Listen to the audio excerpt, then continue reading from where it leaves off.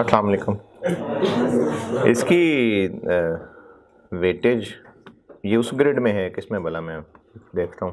45 से 50 वाला 55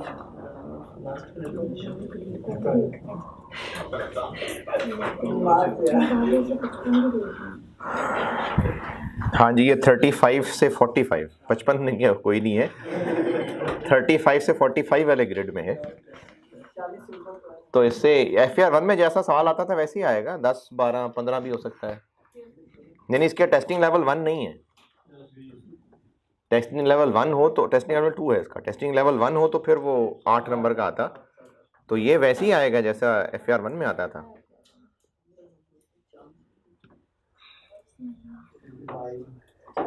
अच्छा जी,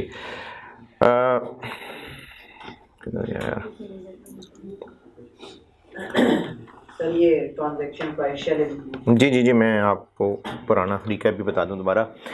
हम लोग पढ़ रहे हैं रेवेन्यू कस्टमर्स से होता है, कस्टमर्स के साथ रेवेन्यू IFRS 15 में रिकग्नाइज यानी सेल ऑफ गुड्स हो गई, सर्विसेज हो गई। इनको रेवेन्यू मानने के लिए IAS की तरफ से 5 स्टेप्स की अप्रोच है। एक स्टेप है कि हमारा कॉन्ट्रैक्ट हो, एक स्टेप है कि हम जो बेच रहे हैं उसका वादा क्या है, हम वादा पहचान सकते हो, सेपरेट परफॉर्मेंस ऑब्लिगेशन। फिर हम ट्रांजैक्शन प्राइस निकाल सकें कि पूरी ट्रांजैक्शन की प्राइस क्या है। अगर एक ही वादा है ट्रांजैक्शन में तो सारी प्राइस उसी की है। अगर एक से ज़्यादा वादे हैं तो ट्रांजैक्शन प्राइस को स्टेप नंबर 4 वादों में एलोकेट करना है। और स्टेप 5 ये है कि जो जो वादा पूरा होता जाएगा उसका रिलेटेड रेवेन्यू रिकॉर्ड होता जाएगा। ये पूरे IAS की अप्रोच है। स्टेप नंबर 1, कॉन्ट्रैक्ट है, 5 शर्तें हैं। वो 5 शर्तें आप देखें। अगर आप ये सोचेंगे ना कि ठीक है फरवरी के महीने में इसकी अंग्रेजी रट लेंगे, तो फिर आपके पास फरवरी में टाइम नहीं होगा। आप कम से कम अगर अभी से बार बार, जैसे अब IFRS 15 चल रहा है, जैसे मैं रोज रिवाइज करा रहा हूं, तो आप इन 5 पॉइंट्स की मेन की वर्ड भी अगर याद कर लेना, फिर बाद में अंग्रेजी याद करने में टाइम नहीं लगेगा। लेकिन अगर आप इन 5 पॉइंट्स को आंखें बंद रख लें कि तब देखेंगे, फिर तब नहीं देखेंगे आप। तो पहली कंडीशन क्या है, या पहली ना भी सही, तरतीब का कोई मसला नहीं है, दोनों पार्टीज ने कॉन्ट्रैक्ट अप्रूव किया हुआ हो, फिर जो दोनों पार्टीज को पता हो कि किसकी क्या क्या राइट्स हैं, पेमेंट टर्म्स आइडेंटिफाई हो, कमर्शियल सब्सटेंस हो, और प्रोबेबल हो कि पैसे मिल जाएंगे। अगर ये पांचों कंडीशंस पूरी होंगी तो फिर कॉन्ट्रैक्ट एग्जिस्ट करता है, और अगर पूरी नहीं हो रही तो कॉन्ट्रैक्ट एग्जिस्ट नहीं करता। बहरहाल बार बार देखते रहेंगे, जैसी कॉन्ट्रैक्ट की कंडीशंस पूरी हो गई कॉन्ट्रैक्ट एग्जिस्ट कर गया। स्टेप 1 पूरा हो गया। इसमें मैंने कुछ पॉइंट्स छुड़वा दिए थे कि आप पहले इस टॉपिक में आगे बढ़ जाएं, फिर देखेंगे। मॉडिफिकेशन थी वो भी छोड़ दिया। स्टेप 2 पे आए। स्टेप 2 थी identifying separate performance obligation. Performance obligation होती है वो प्रॉमिस्ड गुड और सर्विस जो हम असल में बेच रहे हैं, जो डिस्टिंक्ट है। और ये एक गुड भी हो सकती है और एक से ज्यादा गुड्स भी हो सकती हैं, और एक या एक से ज्यादा गुड्स हैं तो उनके यूनिट्स भी हो सकते हैं। जैसे अगर एक UPS खरीदना है तो ये एक प्रॉमिस्ड गुड है। अगर 10 UPS खरीदने हैं तो उसी प्रॉमिस्ड गुड के 10 यूनिट्स हैं, यानी 10 प्रॉमिस्ड गुड्स नहीं हो जाएंगे। अगर एक रजिस्टर खरीदना है तो ये एक प्रॉमिस्ड गुड है। अगर वही रजिस्टर 20 खरीदने हैं तो प्रॉमिस्ड गुड एक ही है, यूनिट्स उसके 20 हो जाएंगे। तो परफॉर्मेंस ऑब्लिगेशन होती है वो गुड या सर्विस जिसका हम वादा कर रहे हैं और वो डिस्टिंक्ट है।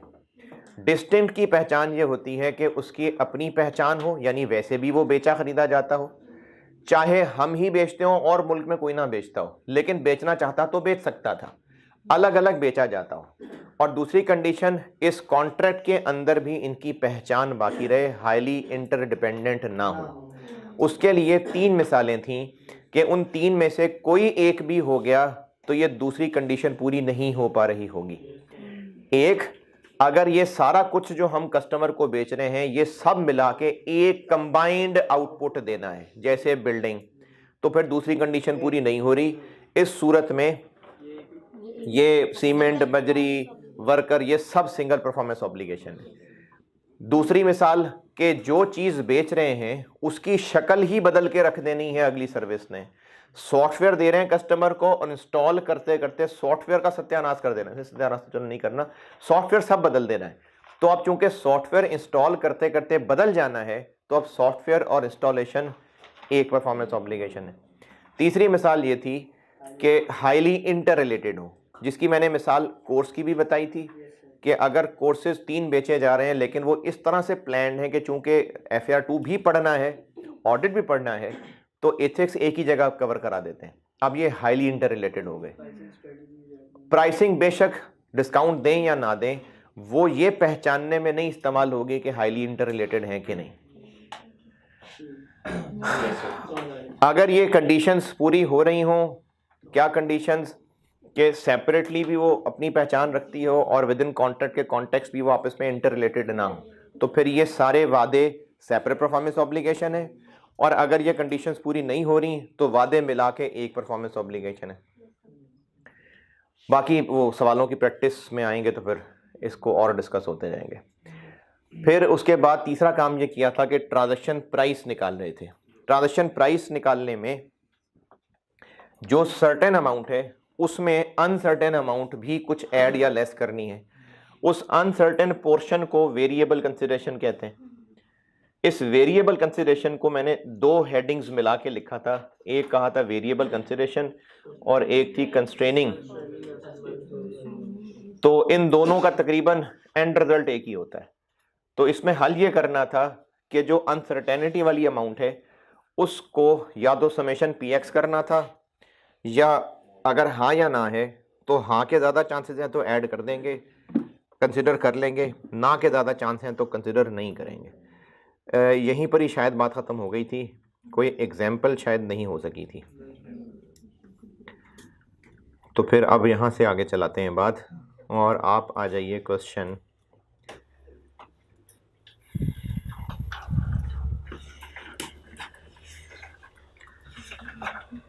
क्वेश्चन 11 पे। प्रैक्टिस क्वेश्चन में क्वेश्चन 11।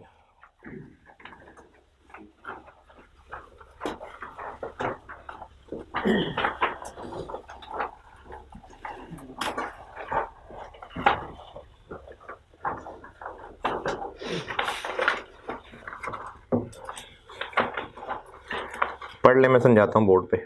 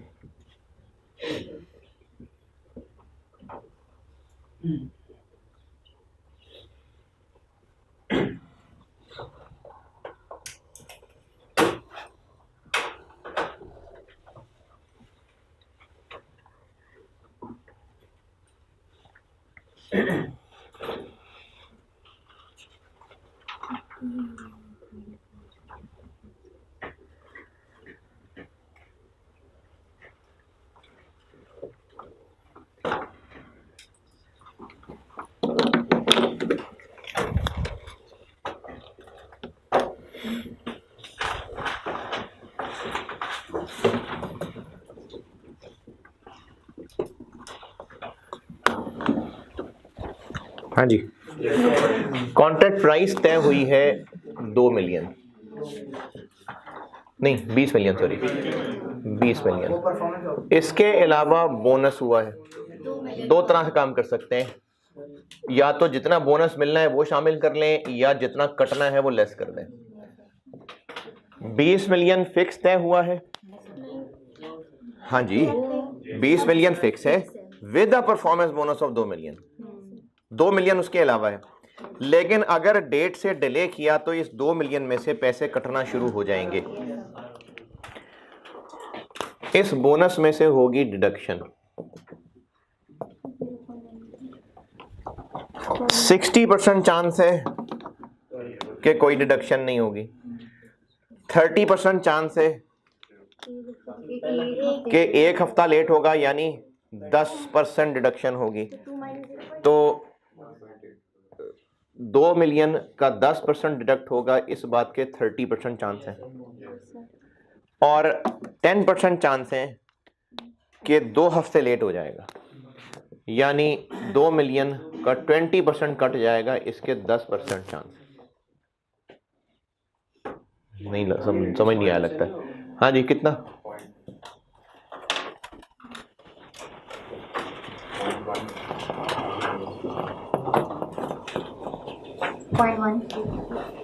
Point one 21.9। अच्छा, इसको मैं एक और तरीके से करता हूँ, अगर आपको ये अजीब लग रहा है तो। जी जी करता हूँ। जो अमाउंट तय है वो तो 20 है, इसके अलावा बोनस 60% चांस है कि पूरा 2 मिलियन मिलेगा, 30% चांस है कि 2 मिलियन का 90% मिलेगा, और 10% चांस है कि 2 मिलियन का 80% मिलेगा। 60% प्रोबेबिलिटी है कि इतना बोनस मिलेगा, 30% है कि इतना बोनस मिलेगा, 10% है कि इतना बोनस मिलेगा। 1.9।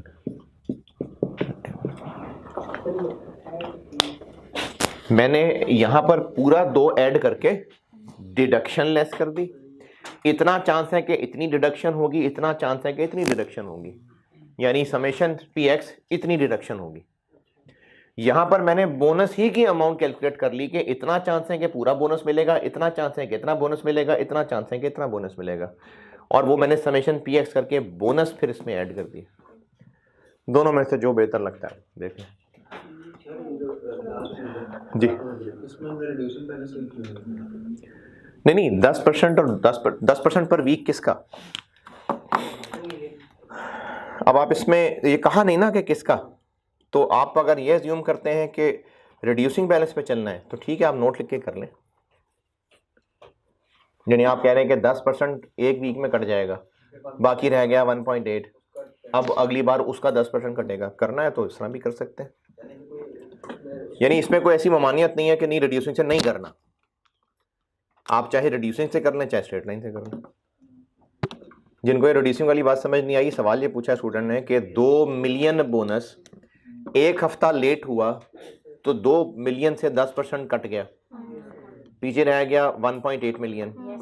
एक हफ्ता और लेट हुआ तो 1.8 का 10% कट गया, तो ये भी हो सकता है जी। इसमें ज़्यादा देखिए 60% प्रोबेबिलिटी थी कि टाइम पे कंप्लीट हो जाएगा, तो हाईली लाइकली तो ये है ना। नहीं, लेकिन हाँ या ना, देखें हाँ या ना कब लगेगा, या तो बोनस मिलेगा या नहीं मिलेगा। अगर ऐसी बात होती तो फिर जिसकी ज्यादा चांसेस हैं वो लेते हैं, लेकिन बोनस 2 मिलियन भी हो सकता है, 1.8 भी हो सकता है, 1.6 भी हो सकता है, 1.4 भी हो सकता है, 1.2 भी हो सकता है, बहुत सारी पॉसिबिलिटीज आ गई ना। और वैसे सवाल वाले ने कह भी दिया कि DC concludes that expected value method is more predictive, लेकिन अगर ये सेंटेंस ना भी लिखा होता, हम हाँ या ना वहां लगाएंगे, यहाँ बस हाँ और ना, बस दो ही बातें। हाँ, अगर ऐसा होता ना कि अगर इस डेट से पहले खत्म कर लिया तो 2 मिलियन मिलेगा, नहीं किया तो 2 मिलियन नहीं मिलेगा। अगर ऐसी बात लिखी होती तो फिर या तो 2 ने ऐड होना था या नहीं होना था। तो 60% चांस है कि मिलेगा, तो फिर ज्यादा चांस है ना, फिर हम 2 का 2 ऐड कर देते। वेरिएबल कंसिडरेशन निकालने के 2 सिनेरियो हैं, या तो जिनको प्रोबेबिलिटीज असाइन की गई हैं उनमें से कोई एक ही होगा, और वो भी बस 2 ही हैं, या तो बोनस मिलेगा या बोनस नहीं मिलेगा, या पेनल्टी पड़ेगी या पेनल्टी नहीं पड़ेगी। फिर कौन सी अमाउंट कंसिडर की जाएगी? जिसके ज्यादा चांस है। जैसे जैसे पॉइंट क्वेश्चन नंबर 12 पढ़ लें। क्वेश्चन नंबर 12,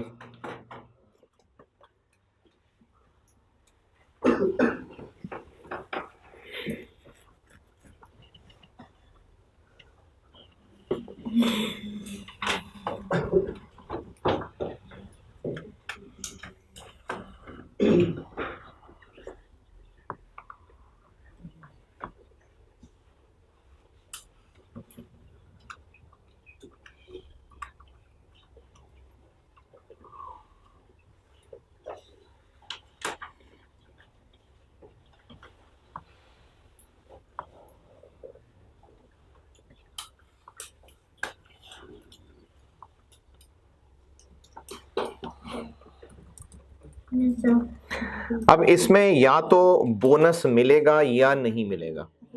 बोनस सिर्फ तब मिलेगा अगर एक स्पेसिफाइड डेट तक काम पूरा कर लिया। तो हमें उम्मीद है कि 90% चांस है, 95% कि हम बोनस लेने में कामयाब हो जाएंगे। अब इसमें या तो बोनस मिलना है या नहीं मिलना है। तो अगर बोनस मिलने के चांस ज़्यादा है तो काउंट कर लेंगे, बोनस ना मिलने के चांस ज़्यादा होते तो काउंट ना करते। तो ये 11 और 12 में फ़र्क है। 11 और 12 का फ़र्क समझ आया? तो ये दो ही बातें हैं, या तो समेशन पीएक्स करना पड़ेगा या जिसके ज़्यादा चांस हैं वो लेना पड़ेगा। और ये ज़्यादा चांस वाली बात सिर्फ तब होती है अगर दो में से ही कोई एक बात होनी हो। लेक्चर नोट्स में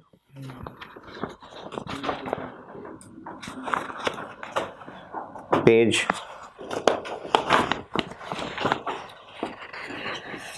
3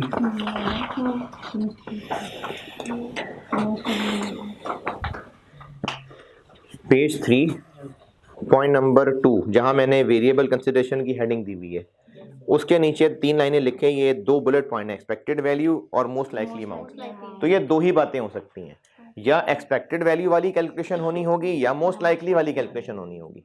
मोस्ट लाइकली कैलकुलेशन वहां पर होगी जहां पर एक ही अमाउंट या तो होनी है या नहीं होनी, जैसे क्वेश्चन 12 में है।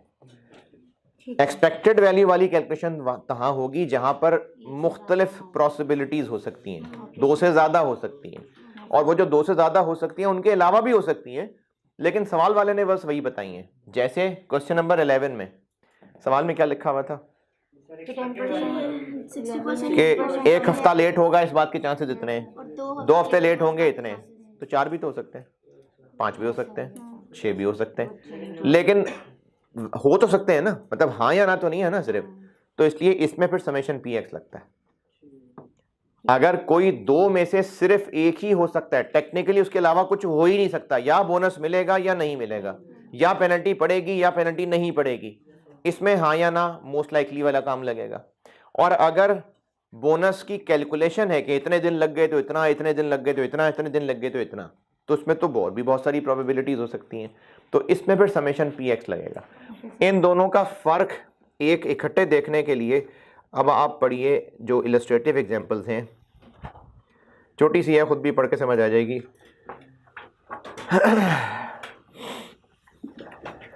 Illustrative example number 21।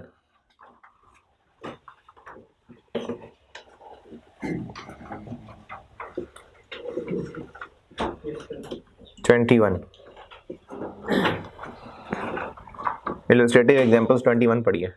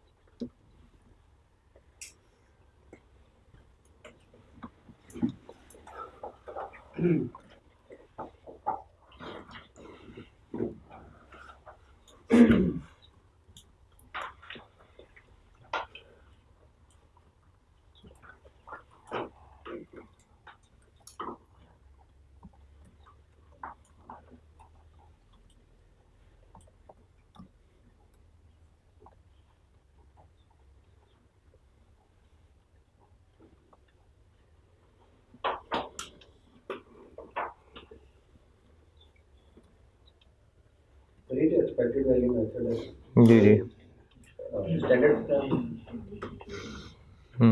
हाँ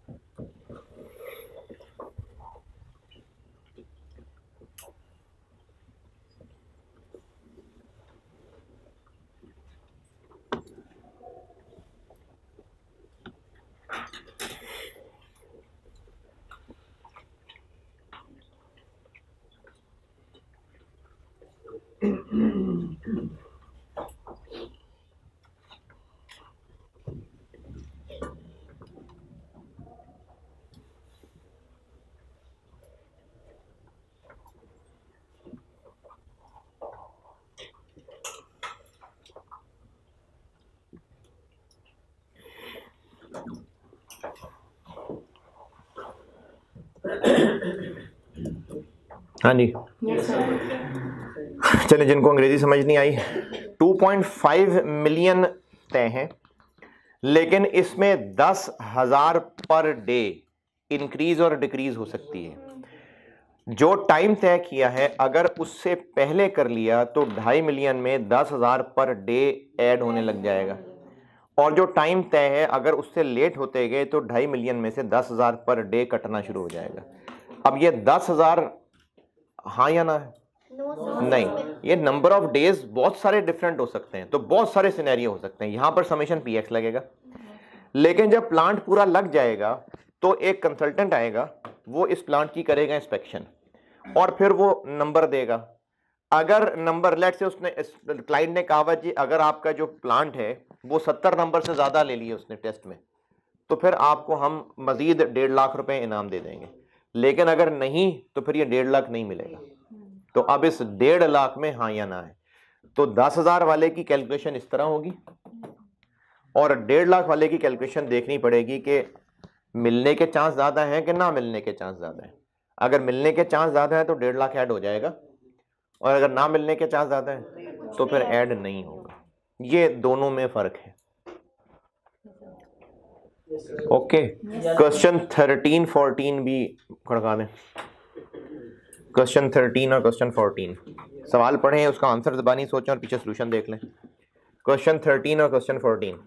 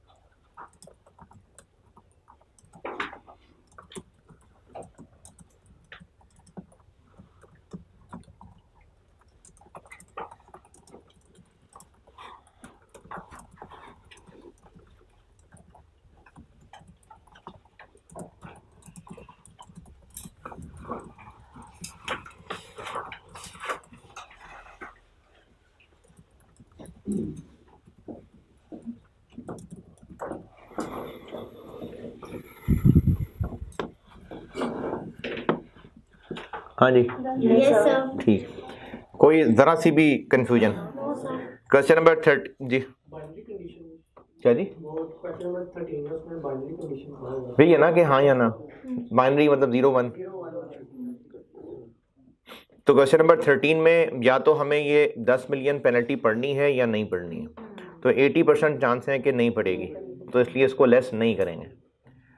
और क्वेश्चन नंबर 14 में ये भी ऐसा ही है कि अगर मिस्टेक्स 5 लाख नहीं 10 से कम हुई तो 5 लाख का बोनस मिलेगा, नहीं हुई तो नहीं मिलेगा। तो यहाँ पर भी हाँ या ना है। ज़्यादा चांसेस ये हैं कि हम मिस्टेक्स कम करेंगे, तो इसलिए बोनस कंसिडर होगा।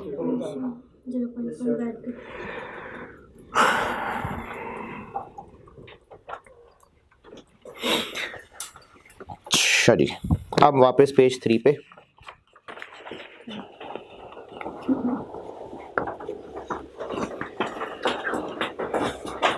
ऐसे में ना यहाँ प्रोजेक्टर नहीं है, मैं स्टेप 3 पे हूँ, ठीक है। स्टेप 3.1 ये याद करना आपने, ट्रांजैक्शन प्राइस होती क्या है।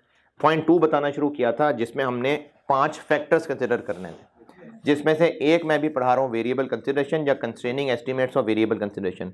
ये constraining estimates of variable consideration का मतलब है कि बहुत सारे एस्टीमेट्स लग सकते हैं, तो उनको कैसे हैंडल करना है, तो उसमें भी समेशन PX ही है, इसलिए मैंने ये दोनों को इकट्ठे किया हुआ। अच्छा, अब आपको ये एक्सपेक्टेड वैल्यू और मोस्ट लाइकली वाली बात यहाँ तक हो गया। इसके बाद वाली लाइन में जो लिखा हुआ है वो ये लिखा हुआ है कि ट्रांजैक्शन प्राइस शैल इंक्लूड। इसका मकसद क्या है IAS का? IAS का मकसद ये है कि ये जो हम अंदाज़ा लगा रहे हैं ये हम मोहतात होके लगाए, बस कल को रिवर्स ना करना पड़े। हम पहले ही मोहतात होके उतना रेवेन्यू बताएं जो कल को रिवर्स ना करना पड़े। जैसे अगर हमें लग रहा है कि नहीं बोनस मिल जाएगा, फिर सोच लो मिल जाएगा कि नहीं मिल जाएगा, फिर सोच लें क्या वाकई मिल जाएगा, तसल्ली कर लें, फिर उसके बाद शामिल करें। अगर बढ़ा चढ़ा के रेवेन्यू बता दिया ना तो फिर अगले ईयर में जाके जब कम करेंगे तो फिर बुरा लगेगा। ये ऑब्जेक्टिव है कि रेवेन्यू बनाते हुए बहुत मोहतात रह के उतना रेवेन्यू बनाएं जो कल को रिवर्स ना करना पड़े। हाँ, मतलब गोली नहीं मार देंगे अगर रिवर्स करना पड़ा तो, लेकिन कोशिश करें कि रिवर्स ना करना पड़े, पहले बहुत मोहतात रह के लगाएं। अच्छा, अब वो मोहतात रह के कैसे अंदाजा लगाएं, ये आगे देखिए 5 बुलेट पॉइंट्स हैं। ये वो फैक्टर्स हैं जो कंसिडर करने पड़ेंगे ऑर्गेनाइजेशन को। ये याद कर लेने चाहिए। ये थोड़ा सा मैंने ऊंचा कवर करने के लिए ही IAS से डाला था, लेकिन मुझे लगता है कि ये कर लेना चाहिए याद। ये 5 फैक्टर्स हैं जी। हाँ, लेकिन स्टैंडर्ड बहुत फैला हुआ लिखा हुआ है। अगर आपने ओरिजिनल स्टैंडर्ड पढ़ना भी है, मैंने तो ये 6 सफ़ों में समेट दिया ना, वरना तो उसके 150-200 पैराग्राफ है। सर ये एक पैराग्राफ 2-3 पेजेस के बाद आ रहा होता है। देखा है आगे, तो मैंने तो बहुत सारा कुछ समेट के आप तक पहुंचाया है। ये ओरिजिनल स्टैंडर्ड बहुत ज़्यादा है ये, तो अगर आप पढ़ने की हिम्मत करते हैं तो बेशक देख लें, वहाँ लिखे हुए पॉइंट्स R1 में तो नहीं पढ़ी हैं जी। ये R1 में तो नहीं पढ़ी, इसीलिए ना FAR 2, वैसे तो मैं FAR 1 में भी ये देता ही हूँ नोट्स के अंदर, तो FAR 2 में आने के बाद अब ये CFAB 1 के ज़्यादा करीब हो गया है, तो इसलिए मैं CFAB 1 की है रेवेन्यू, हाँ CFAB 1 में तो है, अकाउंटिंग में भी डाल रहे हैं, उसी में ही रह गया बस फिर हमारे लिए। कोई बात नहीं, छोड़ दो CA मर जाओ वही है ना, सिलेबस में हम है तो करना है।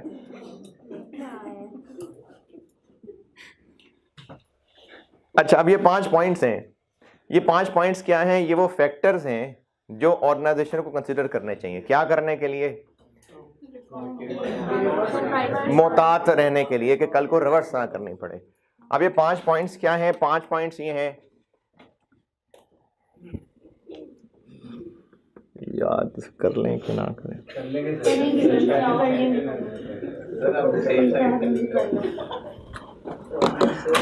आपका भी यही होना चाहिए ना कि कल को रिवर्स ना करना पड़े, कल को दोबारा FAR 2 आप भी मोहतात ही रहे कि FAR 2 रिवर्स दोबारा ना करना पड़े। Following are the examples of factors जो इस बात के चांसेस बढ़ा देते हैं कि कल को रिवर्स हो जाना है। जैसे पहला बुलेट पॉइंट में लिखा हुआ है, यार रहने दें बल्कि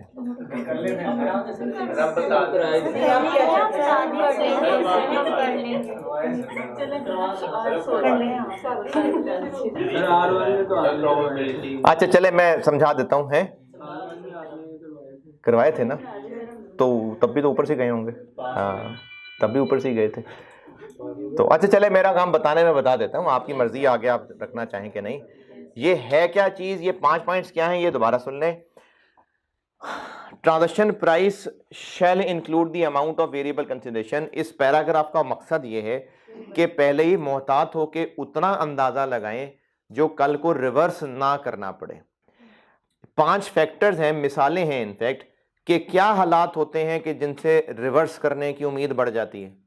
जैसे अगर कस्टमर ने हमसे एक आईपीएल सीरीज़ होनी थी, तो हमारे कस्टमर ने हमसे क्या किया कि कुछ ख़ास किस्म के जो है ना वो बैग्स बनवाए, जो वहाँ पर मेहमानों को फिर हमने कुछ गिफ्ट्स वगैरह देने होंगे। हमारा काम है बैग्स बना के देते हैं, लेकिन कस्टमर ने साथ ये भी कहा कि हम आपसे बैग बनवा तो रहे हैं और ये और भी जगह इस्तेमाल हो सकते हैं, लेकिन अगर आईपीएल कैंसिल हो गया ना तो सॉरी, फिर हम आपको वापस कर देंगे। तो हमने कहा ठीक है, कोई बात नहीं। अब आईपीएल कैंसिल होने में ना हमारा कोई रोल है ना उस कस्टमर का कोई रोल है, तो इसलिए इसमें चांसेस ज़्यादा हैं रिवर्स होने के कल को। देखें, अगर तो कस्टमर का कोई रोल हुआ या हमारा कोई रोल हुआ कि कल को ट्रांजैक्शन रिवर्स ना हो, तो फिर हम किसी हद तक इन्फ्लुएंस कर सकते हैं। कस्टमर को कहेंगे नहीं यार कोई बात नहीं, मत करो, शाबाश। लेकिन जब आईपीएल के कैंसिल होने में ना हमारा रोल है ना कस्टमर का रोल है, तो इसलिए इस तरह की सेल में रिवर्स होने के चांसेस फिर ज़्यादा होंगे। ये पहले बुलेट पॉइंट का मतलब है।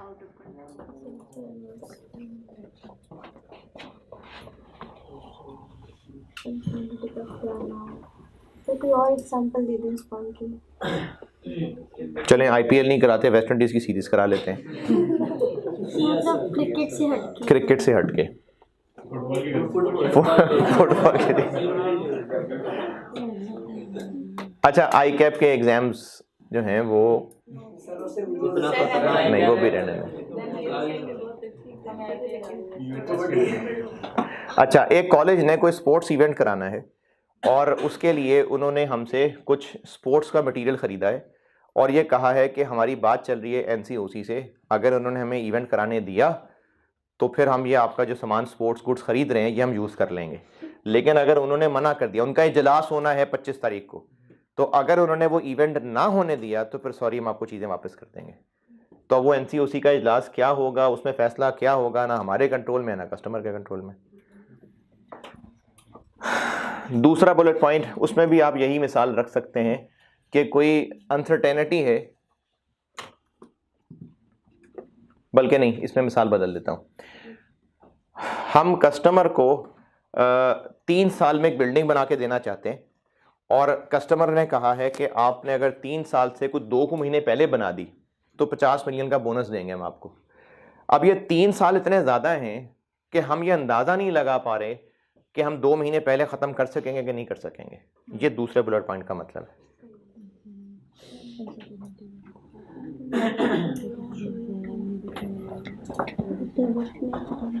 अच्छा, ये आपने याद क्यों करने हैं? हो सकता है एमसीक्यू टेस्ट हो जाए, अदरवाइज ये आपने न्यूमेरिकल सवाल में नहीं फैसला करना होगा। ये फैक्टर्स आपके कंसिडर करने वाले नहीं हैं। आप अगर अभी आप पढ़ते हैं और ढूंढ लेते हैं तो कर लें, ना करें फिर उसको याद, ठीक है, कर लें ऐसा। और सर ये हेडिंग्स बाय स्टैंडर्ड के हेडिंग्स दे सकते हैं कि रेवेन्यू रिकॉग्निशन या फिर अनसर्टेनिटी रिवर्सल और इस टाइप की जो स्टिकी लगा लें। तो अगर आप स्टैंडर्ड में ये चीज़ें अभी आजकल में ढूंढ लेते हैं तो ठीक है, आप ना याद करें, कर लें।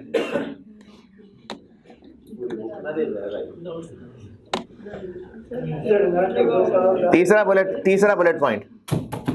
बुलेट पॉइंट, हमने जो कॉन्ट्रैक्ट अभी कस्टमर से किया है, पहले कभी इस तरह का हमने कोई कॉन्ट्रैक्ट ही नहीं किया, हमें अंदाज़ा ही नहीं है कि हम टाइम पे पूरा कर पाएंगे कि नहीं कर पाएंगे। ये तीसरा बुलेट पॉइंट है। चौथा बुलेट पॉइंट ये है कि ये चौथे बुलेट पॉइंट का जवाब अभी नहीं, मैं इसके बाद एक सवाल कराता हूँ ना, फिर चौथे बुलेट पॉइंट का जवाब उसमें आएगा। और इनफैक्ट 5वें का भी मैं अभी एक सवाल करा दूं उसके बाद। ये 5 फैक्टर्स किस बात के हैं कि कल को रिवर्स करना पड़ जाएगा, ये हालात हुए तो चांसेस हैं कि रिवर्स करना पड़ सकता है। तो ये स्टूडेंट ने नहीं फैसला करना, स्टूडेंट को तो सवाल के अंदर मेनली कैलकुलेशंस ही करनी होती है। ये एमसीक्यू में टेस्ट हो सकती है बात। अच्छा जी, अब हर साल के एंड पे इन फैक्टर्स को देखना होता है। जैसे अभी इस वक्त ये बोनस हमने इतना कैलकुलेट किया, अगले साल में जाके हम फिर ये कैलकुलेशन कर रहे होंगे और तब हो सकता है ये अमाउंट चेंज हो जाए। तो हर साल हम इसको अपडेट कर रहे होते हैं। तो वो एक आधे सवाल में टेस्ट भी हुआ है, वो जब उस एक आधा तो खैर क्या, एक सवाल पे आएंगे तो फिर बता भी दूंगा। तो हमें हर साल ये अंदाजे रिवाइज भी करने पड़ सकते हैं। अभी मैंने आपको एग्जाम्पल्स में से पेनल्टी और बोनस की मिसाल करा दी, रिफंड की मिसाल कराता हूं। क्वेश्चन नंबर 15 पढ़ लें।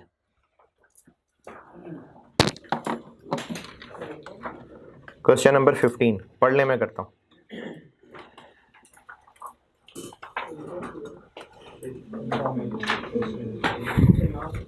ये जो वेरिएबल कंसिडरेशन पढ़ रहे हैं ना, इसमें मिसालें थी रिफंड की, डिस्काउंट की, बोनस की, पेनल्टी की। तो बोनस और पेनल्टी की मिसालें आ गई। अब मैं आपको रिफंड, डिस्काउंट्स, इनकी मिसालें कराने लगा हूं। अभी तक मैं वेरिएबल कंसिडरेशन ही पढ़ा रहा हूं। क्वेश्चन नंबर 15 पढ़ लें।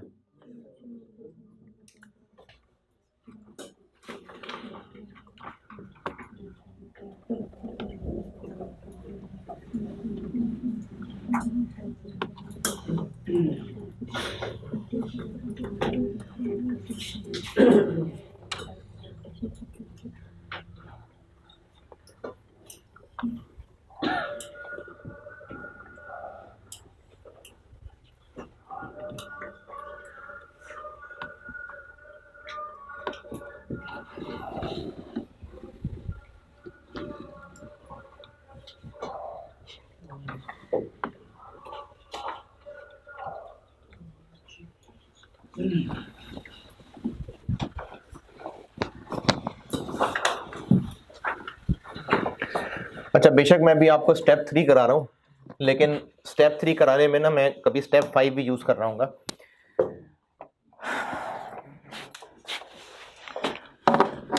कस्टमर्स 100 कॉन्ट्रैक्ट थे बेचने के। आप समझे कस्टमर को 500 हमने 100 यूनिट्स बेचे, ऐसे कह लें चाहे बेशक, क्योंकि कॉम्बिनेशन ऑफ कॉन्ट्रैक्ट्स भी हो सकते हैं अगर एक जैसे कॉन्ट्रैक्ट हो तो। हमने 100 यूनिट्स बेच दिए, 1 जनवरी को 100 यूनिट्स बेच दिए, और साथ ये भी कहा कि अगर वापस करना हो तो कर देना, कोई बात नहीं। चूंकि कल को वापस भी आ सकते हैं तो सेल्स की अमाउंट में कमी हो सकती है, तो हम पहले ही मोहतात रह के उतनी ही सेल माने जो कल को वापस न आने। तो 100 में से कितने वापस आने की उम्मीद है? 92 वापस नहीं आएंगे, मतलब 8 वापस आने की उम्मीद है। तो हम शुरू में अपनी सेल्स का अंदाजा इसी बुनियाद पे लगाएंगे। चूंकि चीजें बेच दी, अच्छा चीजें बेच दी, स्टेप 5 हमने चीजें बेच दी। तो जब चीजें बेच दी तो सेल्स रिकॉर्ड हो जाएगी। मसला रह गया कि कितनी, तो अंदाजा हम लगाएंगे कि 100 नहीं 92 ही बिकेंगी। Question number 15। कैश तो पूरा 100 का मिलेगा ना, क्योंकि बेच तो 100 दिए हैं, लेकिन हम 1 जनवरी 18, लेकिन हम अभी बेचना सिर्फ 92 को मानने लगे हैं। 46। अच्छा, बाकी पैसे तो मिल गए। तो ये जो पैसे मिल गए, हमें उम्मीद है कल को चीजें वापस आ जानी है तो पैसे वापस करने पड़ जाने हैं, पैसे वापस करने पड़ेंगे। तो ये लायबिलिटी है, इसके लिए रिफंड लायबिलिटी का वर्ड भी यूज हो सकता है, कॉन्ट्रैक्ट लायबिलिटी का वर्ड भी यूज हो सकता है। 8 × 500 4000। कॉस्ट बताइए गुड्स की। तो फिर हम लोग कॉस्ट ऑफ सेल की भी एंट्री करेंगे। Cost of sales debit, inventory credit. Inventory से कितनी चीजें गई? 100।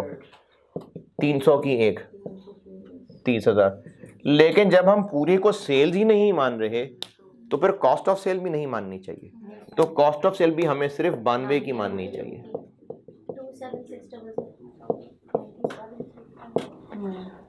तो बाकी का क्या करें? बाकी वो कहीं और जैसे बाकी सर वो हमने इसको लायबिलिटी क्यों बनाया?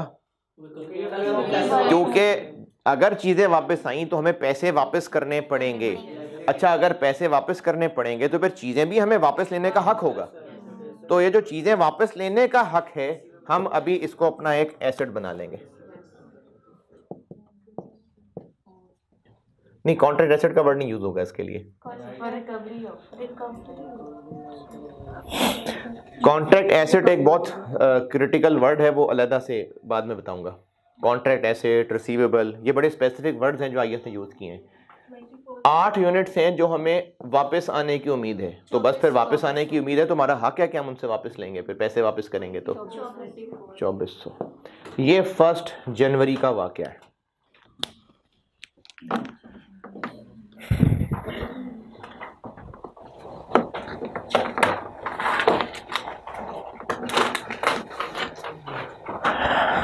तीस दिन बाद सिनेरियो ए, कोई रिफंड नहीं हुआ, यानी जो हम डर रहे थे कि 8 नहीं बिकेंगे वो बिक गए, तो कॉन्ट्रैक्ट लायबिलिटी खत्म करके सेल्स बना ली।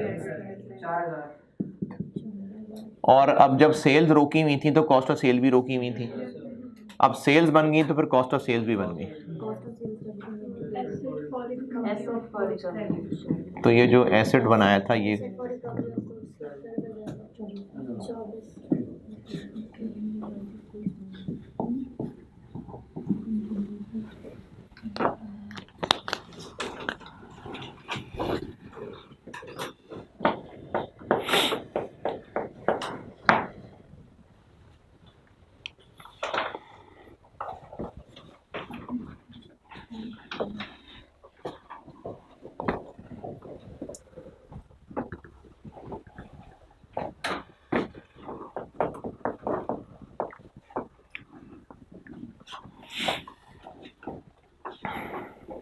हम ये परपेचुअल यूज कर, इसलिए हम ये जो जब स्टैंडर्ड्स की डिस्कशन हो रही होती है ना कि फलाने का ट्रीटमेंट क्या है, फलाने का ट्रीटमेंट क्या है, तो वो परपेचुअल से ही चीज़ कन्वे हो पाती है। तो हाँ परपेचुअल, वैसे तो हम नॉर्मल रूटीन में प्रोडक्ट नहीं वो तो बिजनेस पे डिपेंड करता है, लेकिन जब एक चीज़ का हमने डिस्कशन करनी होती है कि इसका ये इफेक्ट होगा, तो फिर हमें वो इन्वेंट्री कॉस्ट ऑफ सेल का इफेक्ट भी बताना होता है कि इसका ये इफेक्ट होगा, तो इसलिए परपेचुअल ही चलाएंगे तो इफेक्ट बता पाएंगे।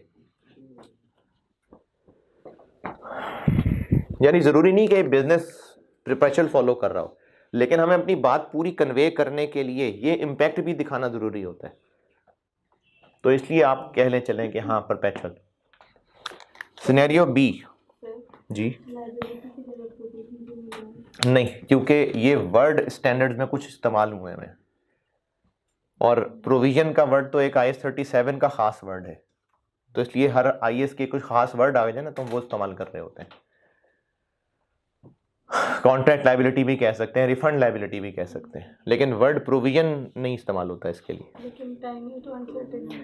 लेकिन IS 37 इस पे लग नहीं रहा ना, यानी IS 37 इस पे नहीं हो रहा अप्लाई जी। सिनेरियो बी क्या था, हमने सोचा था 8 वापस आएंगे तो 5 आए, तो जो 5 हैं वो तो वही जो सोचा था वही हुआ, यानी हमने सोचा था पैसे वापस करने पड़ेंगे तो हाँ पैसे वापस करने पड़े। Contract liability debit, cash credit, हाँ पैसे वापस करने पड़े, लेकिन पैसे वापस करने पड़े 5 के 2500, बाकी 3 सेल हो गए तो फिर वो सेल्स मान लेंगे।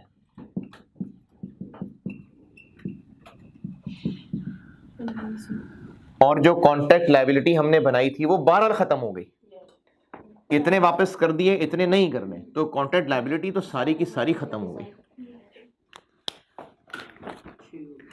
और इसी तरह से जो एसेट फॉर रिकवरी बनाया था वो भी सारा खत्म हो गया, क्योंकि किस्सा खत्म हो गया। जो वापस आ गए वो इज्जत से इन्वेंट्री में शामिल हो गए आके 5 नहीं,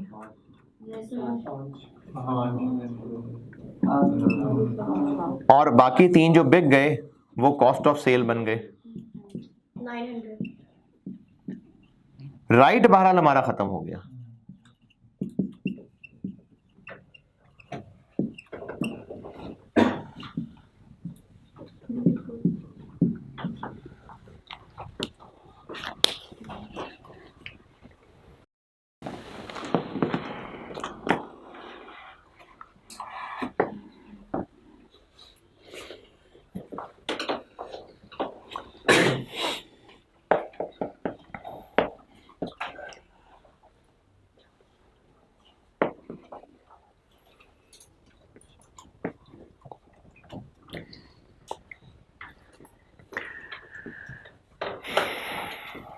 और सिनेरियो सी 10 10।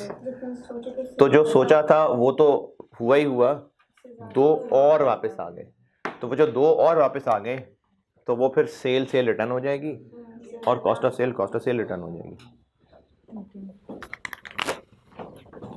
सी सिनेरियो हो जाएगा कि जो कॉन्ट्रैक्ट लायबिलिटी सोची थी वो तो हुई हुई,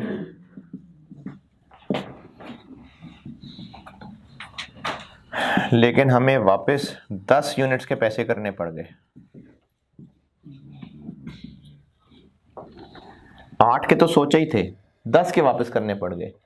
तो 2 के जो फालतू वापस करने पड़ गए तो हमारी सेल रिटर्न हो गई। सेल्स का वर्ड लिख दें वो भी सही है, सेल रिटर्न का वर्ड लिख दें वो भी सही है।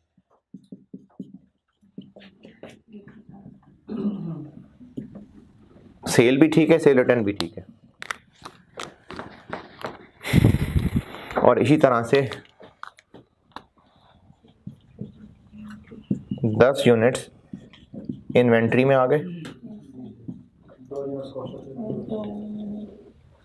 तो जो हमने सोचा था वो एसिड तो हमारा ख़त्म हुआ ही हुआ,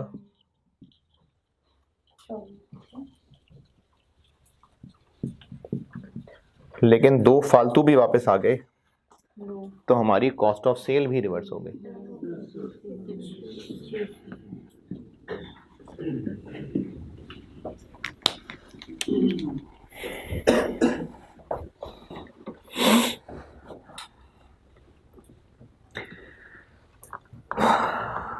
क्वेश्चन 16 पढ़ लें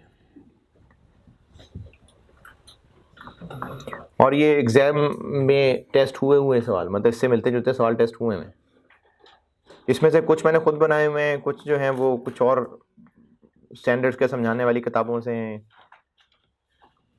काफ़ी सारे खुद भी बनाए हुए हैं।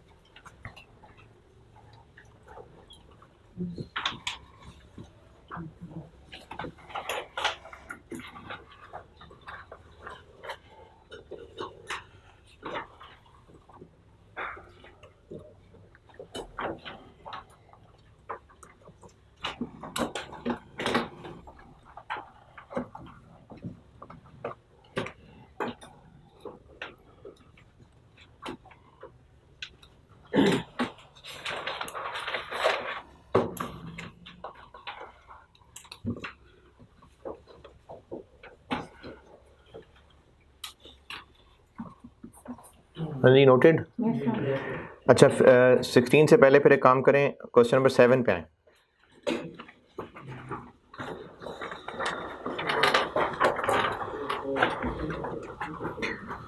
ऑटम 18।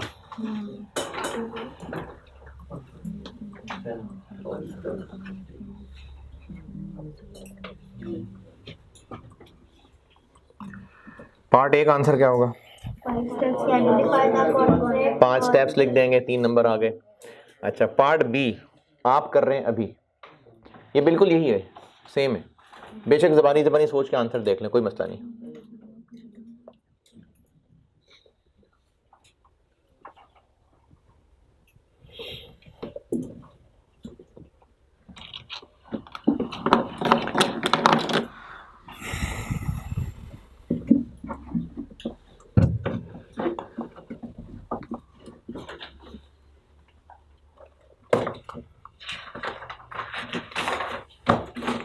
ज़बानी करके सोल्यूशन भी देख लें तो भी चलेगा, कोई मसला नहीं।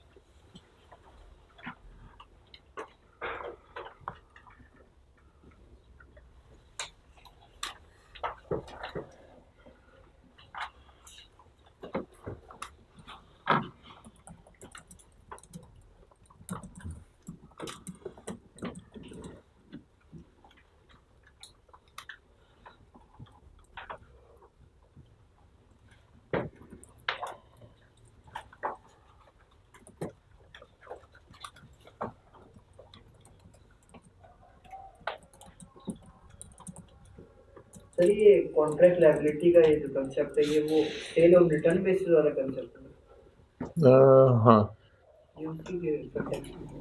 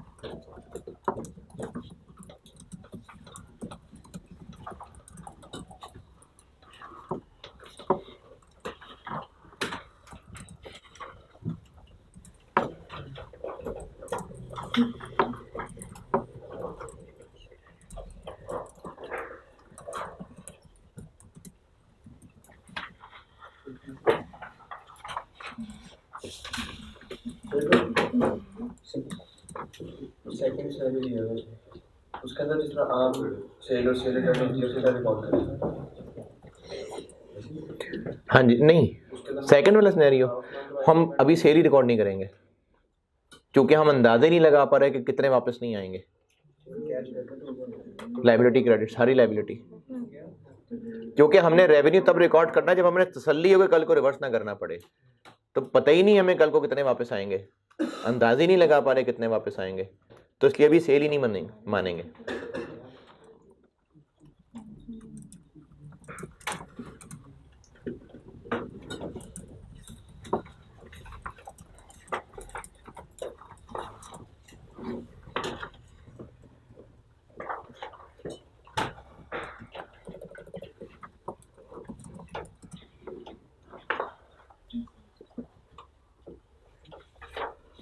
और सर इन्वेंटरी का जो एसेट एसेट में आने का इन्वेंटरी में कैसे करेंगे?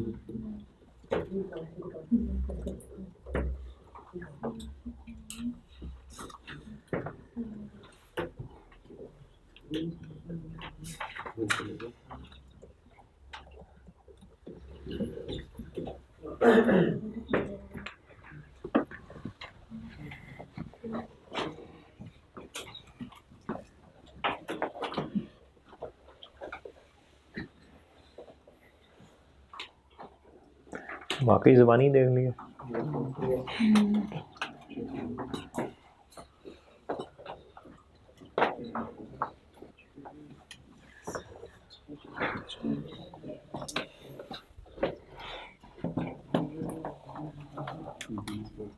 सर ये asset for recovery of goods और दोबारा हम अगर अपनी जिम्मेदारी बना रहे हैं कि पैसे हमने पकड़ तो लिए हैं लेकिन कल को वापस करने पड़ेंगे, तो फिर हमने गुड्स दे तो दिए हैं लेकिन फिर कल वापस लेना हक होगा हमारा। देखें, चूंकि हम पैसे पकड़ चुके, अभी सेल नहीं मान रहे, जैसे हमने एक तो लायबिलिटी बना ली, तो फिर वो जो आएगा तो वो हम उसको अपने एसेट मान नहीं, देखें, पैसे चूंकि हम पकड़ चुके और हम सेल नहीं मान रहे, तो फिर पैसे वापस करना जिम्मेदारी हुई। गुड्स चूंकि दे चुके, इन्वेंट्री क्रेडिट, गुड्स दे दी, लेकिन अगर कॉस्ट ऑफ सेल नहीं मान रहे तो फिर क्या है, फिर गुड्स वापस लेना हमारा हक है। तो ये वो हक है।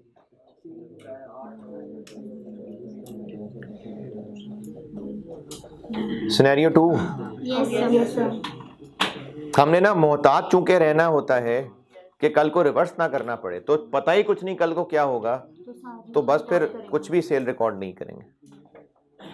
तो सारा का सारा ही कैश डेबिट लायबिलिटी क्रेडिट, और कल जितनी सेल हो जाएगी फिर उसके अकॉर्डिंगली एंट्री हो जाएगी। सारे लायबिलिटी बना कॉन्ट्रैक्ट लायबिलिटी।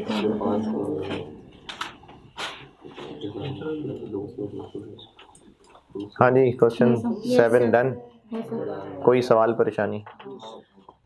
कैश डेबिट और कॉन्ट्रैक्ट लायबिलिटी क्रेडिट, ये बना सर सिनेरियो 2 में। जी। कैश डेबिट और कॉन्ट्रैक्ट हाँ, क्योंकि अभी हमें अंदाज़ा ही नहीं है। देखें, ये बात दोबारा सुने, रेवेन्यू बनाते हुए हमने मोहतात ये रहना है कि उतनी सेल माने जो कल को रिवर्स ना करनी पड़े। तो अभी पता ही कुछ नहीं है कल को क्या होगा, तो फिर हम फिर सेल भी नहीं मानते, इसलिए कोई भी सेल नहीं मान रहे सिनेरियो 2 में। जब कल कंफर्म हो रहा है तो मान रहे हैं। यहां तक IFRS 15 ओके? चलें, बाकी फिर कल इंशाल्लाह। ठीक, अल्लाह हाफिज़। जुमेरात और